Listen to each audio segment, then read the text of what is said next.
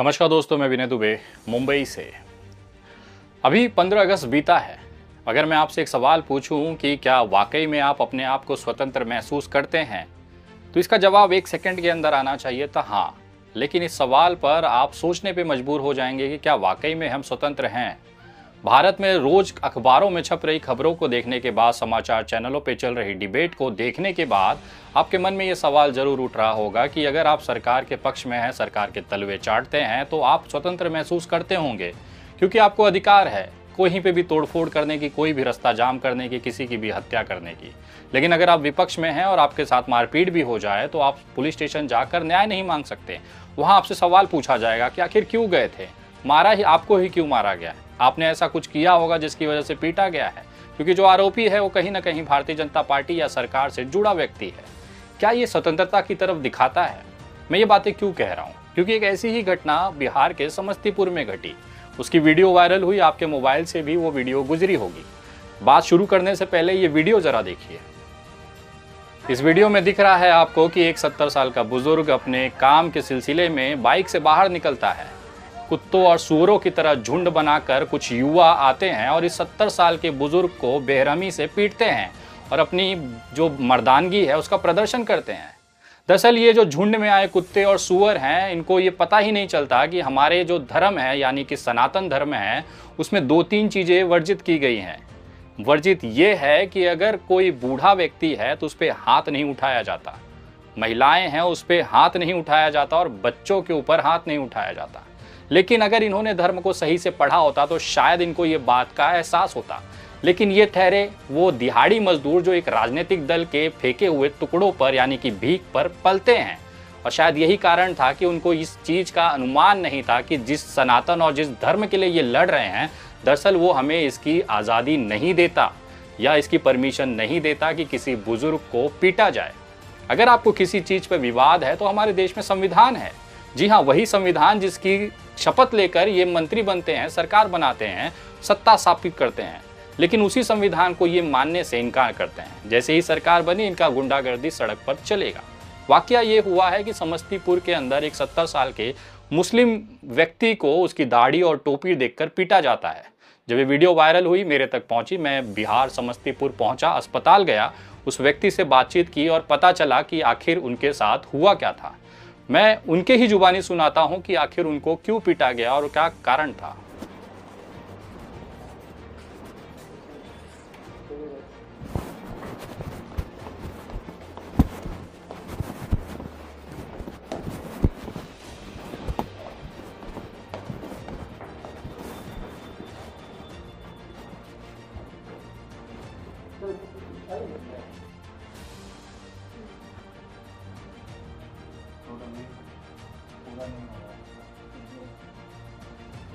क्या हुआ था सर आपके साथ और क्यों ऐसा पीट रहे थे, वो क्या कारण था? हम पेशाब कर रहे थे जी।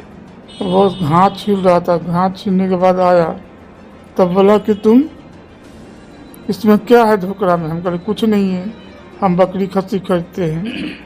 हाँ, बस चंदन झा को फोन करके उन्होंने बुला लिया।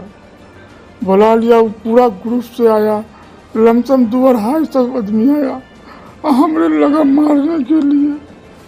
मेरे पास में था 60-65 हजार रुपया, वो भी ले लिया, मेरा गाड़ी भी ले लिया। मेरी नई गाड़ी थी सुपर स्प्लेंडर, उसको चूर चूर कर दिया। और उसके बाद जो मार के जो है सब कब बर्बाद कर दिया। उसके बाद 112 को फोन किया, एक मुसलमान, तो वो मुसलमान फोन किया तो 112 आया। तो उस 112 से भी जो हाथ से छीन रहा था, बोला कि इसका मरम्मत हम ले जाकर थाना पर करेंगे। थाने पे गए तो मेरी जान बच गया। थाना पर भी सब चला गया।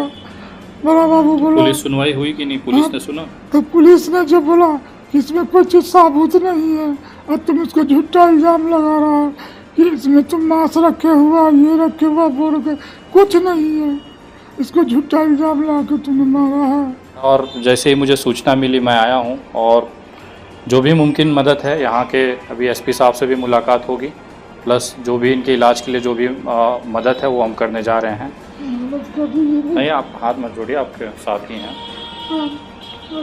इसको रखिएगा। ठीक है, बाकी आपका बिल वगैरह जो है यहाँ करा दे रहे हैं। जी जी। ठीक है, आप परेशान नहीं होइए। अल्लाह हाफिज़।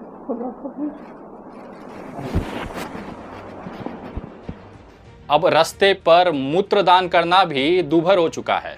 आप देखिएगा, कहीं आप कहीं भाजपा शासित या भाजपा के पार्षद के एरिया में मुसलमान होकर मूत तो नहीं रहे हैं, क्योंकि देश के अंदर मूतना भी सबसे बड़ा जुर्म हो गया है। शायद यही जुर्म ये 70 साल का बुजुर्ग कर दिया, और उसके बाद वहाँ के जो पार्षद हैं, यानी कि भारतीय जनता पार्टी और सत्ता पक्ष से जो जुड़े पार्षद हैं, उनके लड़कों ने इन्हें पीट दिया। जब मैं अस्पताल पहुंचा तो उनकी हालत दयनीय थी। सर में टाके लगे हुए थे और खून अभी भी बह रहा था। उनके शर्ट पर खून के धब्बे अभी भी मौजूद थे। मैंने उन्हें सांत्वना दी, कुछ आर्थिक मदद किया। अस्पताल के बिल को भी वहां पर मैंने व्यवस्था की कि उनके ऊपर कोई बोझ न बने। जब मैंने केस की संबंधित जानकारी प्राप्त की तो पता चला कि जब इनको पुलिस स्टेशन ले जाया गया, वहां पर भी इन्हीं को आरोपित साबित करने की कोशिश बिहार की पुलिस के द्वारा की गई। उनको ये बताया गया कि जब तुमको पता है कि सेंसिटिव मामला है, तुम काहे गए थे वहां। मतलब अब पुलिस से पूछ के जाना पड़ेगा कि भैया इस इलाके से मुसलमान गुजरेगा कि नहीं गुजरेगा। इस व्यक्ति का सर फटा हुआ था, शर्ट खून से सना हुआ था, उसके बावजूद पुलिस इनको मदद करने के बेवजह इनको ही आरोपी साबित करने लग गई थी कि तुम वहाँ क्यों गए थे। लेकिन जब तमाम लोगों ने, स्थानिक मुस्लिम समुदाय के लोगों ने अपना एक वहाँ पर विरोध प्रदर्शन किया, तब कहीं जाकर इस मामले में FIR दर्ज की गई। सोचिए, सर फटा हुआ है, 20 से 25 लोगों की वीडियो पूरे देश में वायरल हुई है। उसके बाद भी समस्तीपुर की बिहार पुलिस ये कोशिश कर रही थी कि इस मामले को बाहर ही रफा दफा कर दिया जाए। FIR दर्ज भले हो गई हो, लेकिन उस पर जो धाराएं हैं वो बहुत ही मामूली हैं। मैं कोशिश कर रहा था कि इस व्यक्ति को किसी भी तरीके से बेहतर इलाज दिलाया जाए और उसके बाद इस इलाज के बाद उनको सुरक्षा भी मुहैया कराई जाए। मैंने वहाँ के स्थानिक SP से बात की। सबसे चौंकाने वाली बात यह थी कि वहाँ के प्रशासन और जो जनप्रतिनिधि हैं उनको इस घटना की जानकारी ही नहीं है। मैं जब वहाँ के स्थानिक विधायक साहू जी से मुलाकात किया, रणविजय साहू जी से, तो उनको ये मामला वहाँ के स्थानिक जो मुस्लिम लड़के हैं उन्होंने WhatsApp के ज़रिए भेजा था, लेकिन उनके प्रतिनिधि ने उनको कुछ दिन बाद खोला और अभी तक उनको जानकारी नहीं थी। मैं जब उनके घर गया तो उन्होंने मेरा स्वागत किया और मैंने उनसे ये निवेदन किया कि इस व्यक्ति को अस्पताल में जाकर आप मिलिए और प्रशासन से निवेदन करिए कि इनको सुरक्षा दी जाए और इसके जो पीटने वाले आरोपी हैं उनको गिरफ्तार करके जल्द से जल्द जेल भेज दिया जाए। जब स्थानिक लड़कों ने बताया कि SP साहब से बात हुई तो उनका कहना था कि रक्षाबंधन का त्यौहार चल रहा है, इसलिए कोई गिरफ्तारी नहीं की गई है। मतलब अब गिरफ्तारी आरोपी का जो पैरवी है या जो कार्रवाई है वो त्यौहार और दिन तारीख देख के किया जाएगा। आरोपी अभी भी खुले घूम रहे हैं। मेरी वीडियो बनाने तक ये सूचना मेरे पास है कि अभी तक आरोपी गिरफ्तार नहीं हुए हैं और होने की उम्मीद भी नहीं है, क्योंकि वो सरकार पक्ष के लोग हैं, उनके कार्यकर्ता हैं, तो क्या ही कार्रवाई होगी आप समझ सकते हैं। लेकिन मैं धन्यवाद करना चाहूँगा समस्तीपुर और ताजपुर के उन तमाम युवा के, खासतौर पर एडवोकेट नदीम अकरम जी का, जिन्होंने इस मामले को लेकर लगातार सोशल मीडिया पर आवाज़ उठाई, अस्पताल में गए, उन्हें बेहतर इलाज कराया। मैं वहाँ पहुँचा तो मैं उस व्यक्ति के हालात देखकर रो पड़ा। हालात ये थे कि एक बुजुर्ग व्यक्ति जो अपना घर खर्चा चलाता है, उसे केवल एक गलत इल्ज़ाम में पीट दिया गया। उसके जेब में रखे 60 से 65 हज़ार रुपये लूट लिए गए। उसकी जो नई स्प्लेंडर बाइक थी उसको कूच दिया गया। अब ये व्यक्ति आर्थिक तौर पर टूट चुका है। सर फटा, खून निकला, वो तो ठीक हो जाएगा, लेकिन जो आर्थिक चोट इस व्यक्ति को लगी है वो कैसे उभरेगा। और ये केवल एक मामला नहीं है, ये पूरे देश में नफरत की फैलाई हुई उस आंधी का नतीजा है जिसका खामियाजा अब ग्रामीण इलाकों तक पहुँच चुका है। पहले लगता था कि भीड़ भाड़ शहर या फिर जहाँ पे मुस्लिम आबादी है वहीं पर इसका असर है, लेकिन आज के जो नौजवान हैं, खासतौर पर हिंदू नौजवान जो हैं 17 साल से 22 साल के, उनके दिमाग में हम क्या बीज बो रहे हैं। मुस्लिम हमारा दुश्मन है, हमें मुस्लिमों को नस्ते नाबूद करना है, लेकिन ये सब करके उनका क्या फ़ायदा हो रहा है। धर्म की रक्षा ये करेंगे जिसने पूरा ब्रह्मांड बनाया, जिस प्रभु श्री राम पूरे ब्रह्मांड के रचयिता हैं, बिना उनकी इजाज़त के एक पत्ता नहीं हिलता। इनकी रक्षा ये नए कल के लौंडे करेंगे, वो भी 15 साल, 17 साल, 20 साल के, जो अपना करियर, अपना एग्ज़ाम नहीं पास कर पा रहे हैं, जो अपने भविष्य को लेकर चिंतित नहीं है। जिस उम्र में इनको अपने माँ बाप को घर देखना चाहिए, उनकी जिम्मेदारियों का निर्वहन करना चाहिए, अपने भविष्य के लिए, अपने करियर के लिए मेहनत करनी चाहिए, अच्छे ओहदे पे जाना चाहिए, अच्छी कमाई करनी चाहिए, वो झंडे लेकर रास्ते पे नारे लगा रहे हैं, तलवार भाज रहे हैं। इनका भविष्य क्या होगा? इनका भविष्य वही होगा कि आज से 10 साल बाद ये अपने कृत्यों पर पछताएंगे। ठीक वैसे ही जैसे पिछले 10 साल पहले जब ये कुछ नौजवान उस समय के दौर में थे जो झंडे लहराते हुए, गालियां देते हुए सड़कों पर तलवार भाजते थे, आज वो पछता रहे हैं कि सही समय पर अगर हमने इन पार्टी की बात न मानी होती, इनके बहकावे में नहीं आए होते, तो आज बेहतर ज़िंदगी होते।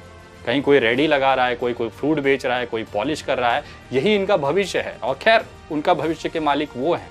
लेकिन इस तरह से एक बुजुर्ग व्यक्ति पर हाथ उठाना कहीं ना कहीं उस धर्म को भी कलंकित करता है जिस धर्म के लिए ये लोग सड़कों पर नंगा नाच कर रहे हैं।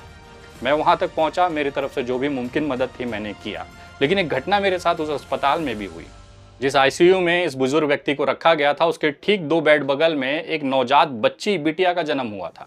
6 दिन पहले इस बिटिया का जन्म हुआ था, रक्षाबंधन का दिन था। जब उस बच्ची को मैंने गोद में उठाया और मैंने जब उसके पैर पड़े तो उस बिटिया ने, जो कि सिर्फ 6 दिन की बेटी थी, उसने अपने हाथ उठाकर मुझे आशीर्वाद दिया।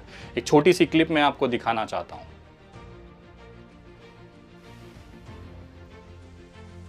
रक्षाबंधन के त्यौहार के दिन इस मरीज को मिलने के लिए जब मैं पहुंचा तो उस बिटिया ने जिस तरह से हाथ उठाकर आशीर्वाद दिया, ये मेरे लिए किसी चमत्कार से बढ़कर नहीं था। मेरे धर्म में बेटियों को इज्जत की जाती है, उसे दुर्गा माना जाता है, लक्ष्मी मानी जाती है। जब मैंने उसके पैर छुए उसके बाद उस बिटिया ने जिस तरह से हाथ उठाकर मेरे सर की तरफ बढ़ाया, मैं कृतज्ञ हो गया। मैं अपने आप को उस भावुक पल में नहीं संभाल पा रहा था कि एक छोटा सा बच्ची जो कि सिर्फ 6 दिन की है, उसका आशीर्वाद पाना एक मेरे लिए सौभाग्य की बात थी। कहीं ना कहीं आप लोगों की दुआओं का असर है और कहीं ना कहीं आप लोगों की मेहनत है, आप लोगों का प्यार है, जिसकी वजह से पूरे देश के अंदर मुझे वो मोहब्बत मिलती है। इस मरीज के साथ, इस मुस्लिम भाई के साथ हम लोग खड़े हैं। इनको इंसाफ मिलेगा, इनके सारे आरोपी जो हैं उनको गिरफ्तार होना पड़ेगा और बहुत जल्द उनकी गिरफ्तारी हम लोग करा के रहेंगे। अगली वीडियो जो है वो बहुत ही स्पेशल है क्योंकि मैं मेहताब के घर भी गया। समस्तीपुर में वो व्यक्ति जो छत से गिर गया था, जिसकी रीढ़ की हड्डी टूट गई थी, पैरों में सड़न था, उसकी मदद के लिए मैंने आप लोगों से निवेदन किया था। आप लोगों ने भी दिल खोल कर मदद किया। खास तौर पर दिल्ली के एक ऑटो रिक्शा ड्राइवर जिन्होंने अपने पूरे दिन की कमाई 90 रुपये मुझे दिए थे, विनोद कश्यप नाम के वो व्यक्ति थे बिहार से। उन्होंने मेहताब के लिए वो 90 रुपये दिए थे। मैं उनके घर गया और जब मैंने वो पैसे उनको दिए तो उनका क्या बर्ताव रहा, उन्होंने क्या महसूस किया, उसकी एक अलग से वीडियो बहुत जल्द मेरे फेसबुक पेज द विनय दुबे, मेरे यूट्यूब चैनल द विनय दुबे पर आ रही है। अगली वीडियो देखना ना भूलें क्योंकि उस वीडियो में आपको ज़मीन स्तर पर किस तरह से गरीबी हालात में एक व्यक्ति केवल पैसे नहीं होने की वजह से आज अपने आप को सड़ता हुआ देख रहा है, तिल तिल मरता हुआ देख रहा है, उसकी अनुभूति कराने की कोशिश करूँगा। वो वीडियो बहुत जल्द मेरे सभी चैनलों पर, सोशल मीडिया पर आ रही है, तो वीडियो ज़रूर देखें। मेहताब के साथ हम लोगों ने क्या किया है, क्या होने वाला है, उसकी पूरी जानकारी उस वीडियो में आपको मिलेगी। अगली वीडियो बहुत जल्द, तब तक जय हिंद, जय महाराष्ट्र।